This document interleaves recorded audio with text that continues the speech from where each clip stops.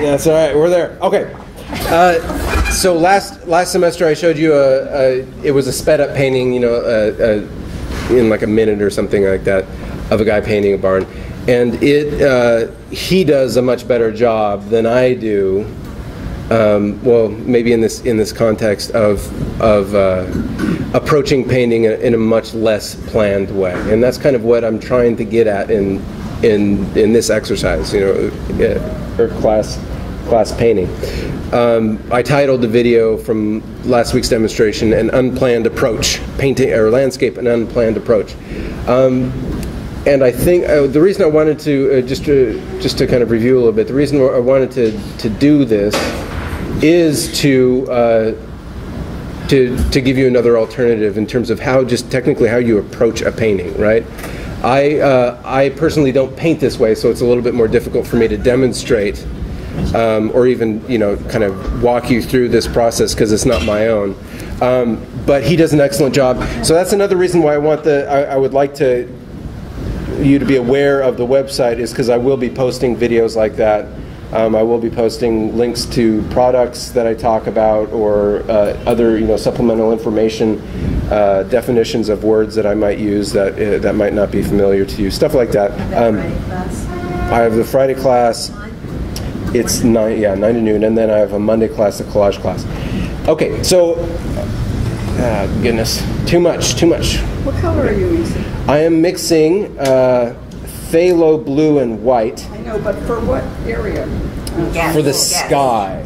Why am I using phthalo blue? I've talked about this before. Anybody? Phthalo. Why am I using phthalo blue? Very strong. It's very strong, right? Meaning that when you mix other colors into it, it doesn't lose saturation, right? It stays intense. Usually when you add white to blue, it gets really pastel-y, right? When you add white to anything, right? Because titanium is also a very strong color. But these synthetic colors, like phthalo and you know, supposedly Hansa, and there are several others, they will retain their saturation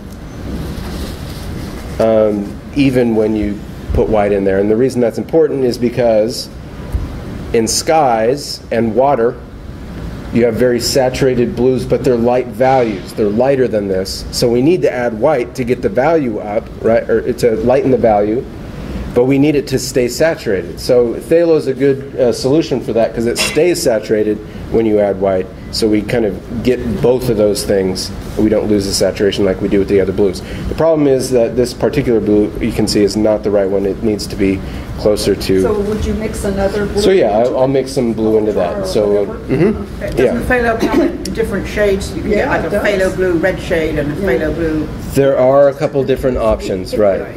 Yeah. But generally speaking, that is why, really the only time I personally would choose to use phthalo is when I need to have a light value saturated blue. Can I ask you a question right now? Sure. Why did you wet the pencil before you took the paint on the... Out of habit. Why did you just... Is that a non-answer for you? So I'm just kind of holding my brush up to see how close the color is. Really, for my purposes here, it's close enough. It's a little bit more saturated than the color I have here, but that might even be better. This is the combination of phthalo, white, and ultramarine. And actually, I did put a little bit of cerulean there too. So it's a little bit of everything, right? Okay, so now, continuing on with this idea of unplanned painting. What I mean by that is that we're not starting with a very predetermined drawing slash composition where we get everything planned out very specifically. We're very deliberate about how we're organizing our image, right? Instead, we're just kind of stumbling into it, right? We're kind of feeling it out as we develop the painting. There are some nice byproducts of working that way. You tend to get a more integrated painting because you don't have those hard lines in between the different areas of your drawing, right? So when we do a transfer drawing, before we start, that's the way I tend to work, is do a transfer drawing or do a projection and trace it. When we work that way, we tend to fill in those areas, those specific areas, and we tend to get harder lines, right? When you work this way, you tend to kind of find those edges as you go along, and you go back and forth over in this kind of margin of error. So you tend to get more integration between the different elements of your painting. Does everybody understand what I'm saying there? So so there's working with this particular approach just has some inherent advantages in terms of having a united and cohesive image. So right now I can see that this generally is the right shape, but you know, I need to carve out this mountain a little bit more, so maybe I'll start doing that now by adding, you know, bringing this blue down a little bit there. Move this forward just a little bit. Yes, we can actually, would somebody mind putting this on the ground in front of Rick? Could you do that? I'm sorry, I should have done that. Okay, so I'm going to carve this mountain out a little bit there.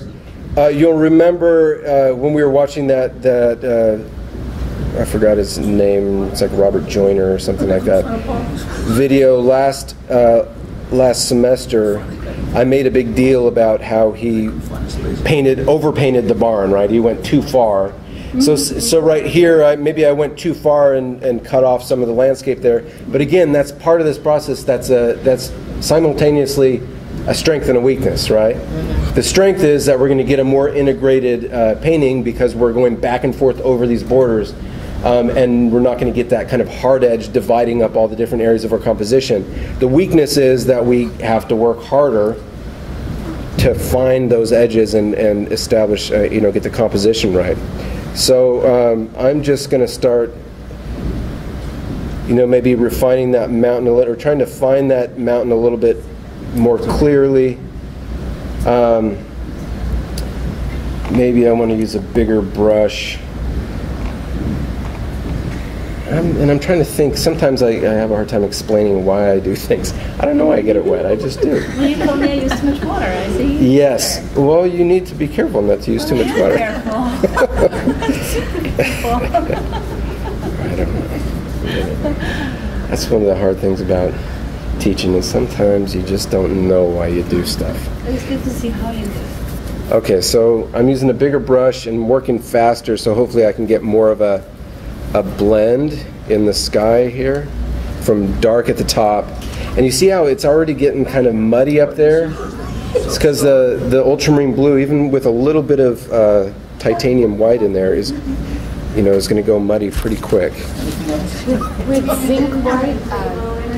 Zinc white it has less tinting power than titanium, but you're going to run into a similar problem. So it just wouldn't be perhaps as severe, because it doesn't have as much tinting power, but the problem will still remain. It looks to me that you're going to paint over all that with white clouds, right? Eventually, yes, I will be coming back over. And let's see.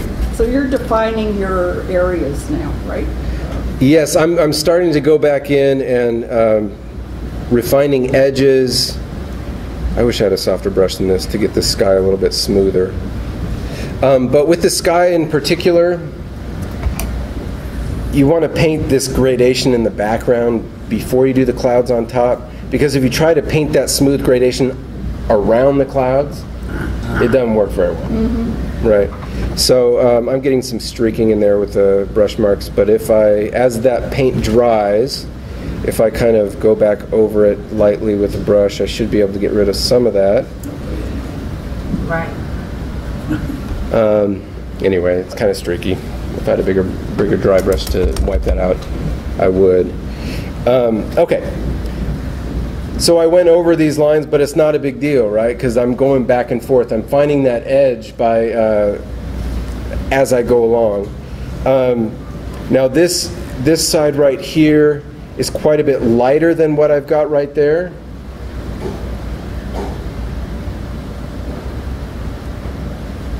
And this is white and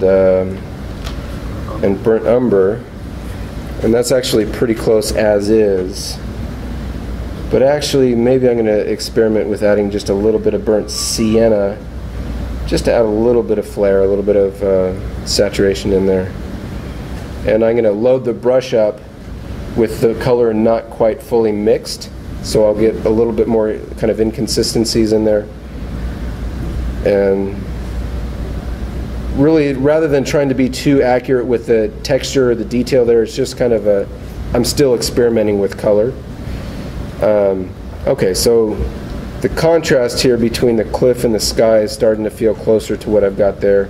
This ridge is too bumpy compared to that, so maybe I just need to kind of soften that or simplify it.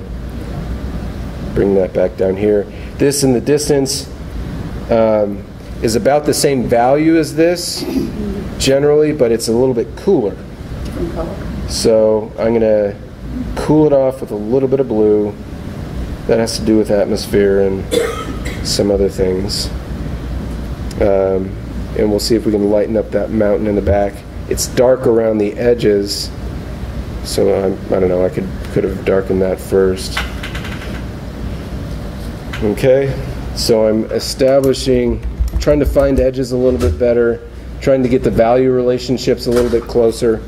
But again, I'm not jumping to the details yet, and I'm not defining the drawing too rigidly. I'm just kind of letting it bubble up, right? I don't know what a good metaphor is for this particular approach to painting. I'm still kind of it's an iterative type of approach. But you have the experience of looking at how relationships in terms of how big things are on the photograph compared to what you're doing. But are you not paying attention to that right now? Because that's the thing that's hard to explain. Is it's a matter of degree. It's a matter of what my focus is. In other approaches, I would be much more focused on getting the proportions right, getting the drawing right, getting the composition right before I even start working with color or value or anything else. So it's a matter of shifting the focus in this particular approach. So rather than focusing on those things, I'm more interested in just kind of blocking in areas of color and getting a feel for the color scheme, how those colors are working together generally before I start trying to find, rather than to start with the drawing, trying to find the drawing, right? It's a matter, again, of just kind of a different approach. So this green, I've got a hooker's green right here, which is pretty close in value. It's more saturated than I need. I'm going to lighten the value up a little bit with some cadmium red or yellow medium. And I've got a dirty brush, so it's bringing a little bit of that in there too. And I'm going to block in this green area. Now this rock here, I can start trying to find that edge a little bit. And I'm going to bring that down. So I'm kind of defining the contour of this front rock, right?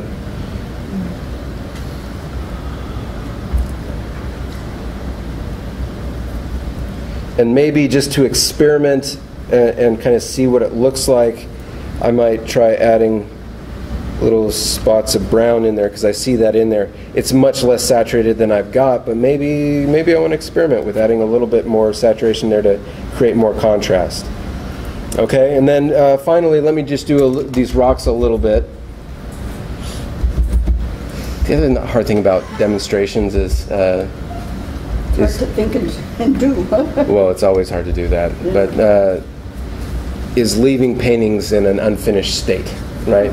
Usually in demonstrations you want to finish it, kind of tie it up in a bow and say, here you go. But this whole approach kind of defies me being able to do that. So the whole purpose. You, Trent, that's what it is. It is. I'm very uncomfortable with doing this. So What do you call I guess unplanned approach is what I'm calling it.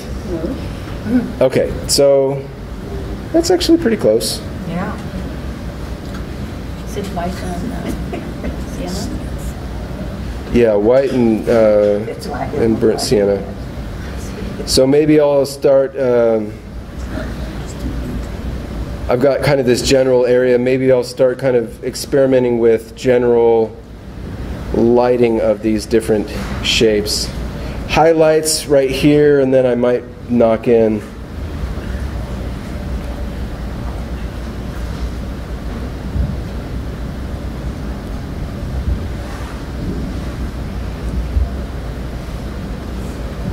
I've got light source coming from this direction, so I'm going to start blocking in some highlights and shadows on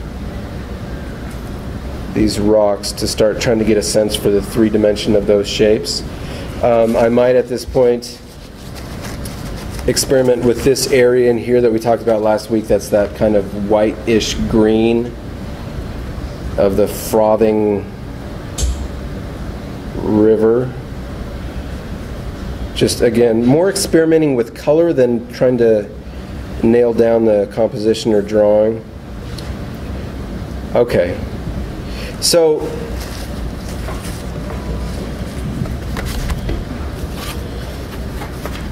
the point is that I'm. Turn it this way, Ken. It is developing, yeah. Wow. It's taken a step a little bit more clarity, right? Yeah. So and that's the part. That's kind of the approach. Is rather than starting with clarity, we're kind of finding the clarity, right? We're kind of creating it. We're purposefully, right? It is an intentional approach, right? We're purposely starting very general and vague and loose and fuzzy and no edges and just kind of splashes of color, right? To let this thing kind of evolve, and we're going to get, as a result, a much more unified and cohesive image, right?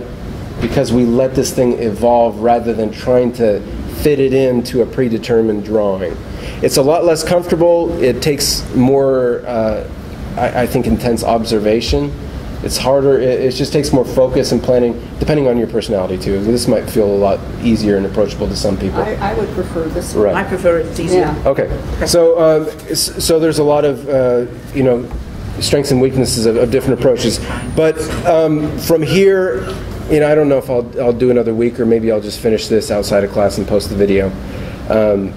But that's what I want you to do today, is to take what you did last week that's hopefully still quite loose, and then just start finding edges, continue experimentation with colors, starting to kind of refine the proportions and the drawing and the composition. We're kind of letting it gel and start to come forward.